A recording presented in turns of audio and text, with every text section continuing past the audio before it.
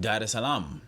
Shule kuu ya biashara ya Chuo Kikuu cha Dar es Salaam UDBS inatarajia kuandaa kongamano la 20 la kimataifa la ujasiriamali na maendeleo ya biashara ndogo litakalofanyika kwa muda wa siku 2 kuanzia tarehe 15 hadi tarehe 16.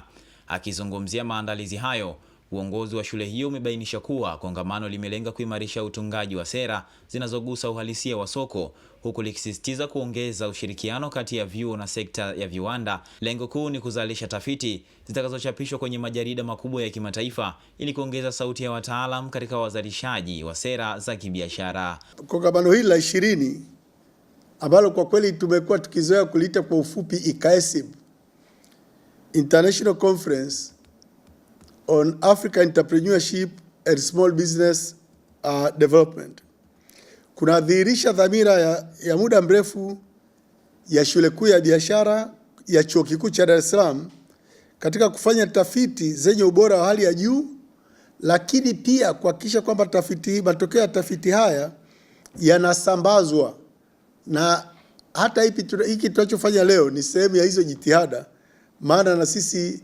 mmetusikia, mmefika, tuna imani taarifa hizi zitafikia walio wengi. Aidha, imeelezwa kuwa makongamano yaliyopita yamekuwa na mchango mkubwa katika kukuza uchumi wa taifa na kusaidia wafanyabiashara binafsi. Sekta ya biashara imekuwa na nafasi kubwa sana, na kwa kweli mchango wa shule kuu ya biashara kupitia kongamano hili umekuwa ni mkubwa. Tumewaona baadhi ya wafanyabiashara walioanza wakiwa wadogo, na bahati nzuri tumekuwa na tabia ya kualika nyakati zingine, fursa ikipatikana, waje na wenyewe watoe ushuhuda wa namna ambavyo mafunzo yamewasaidia.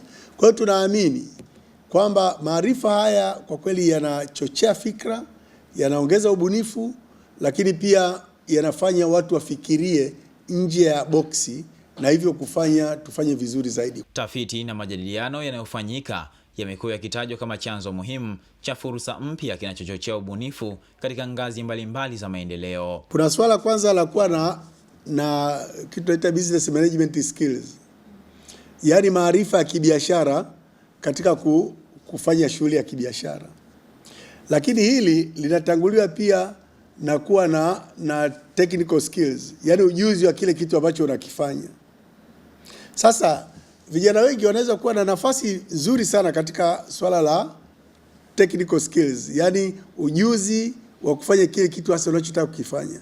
Kongamano hili linatarajiwa kuwa jukwaa muhimu la kubadilishana uzoefu utakaosaidia kutatua changamoto zinazokabili biashara ndogo nchini na barani Afrika kwa ujumla, huku likiweka msisitizo katika ukuaji wenye tija na endelevu. Richard Machibia, Mlimani TV, elimu kwanza.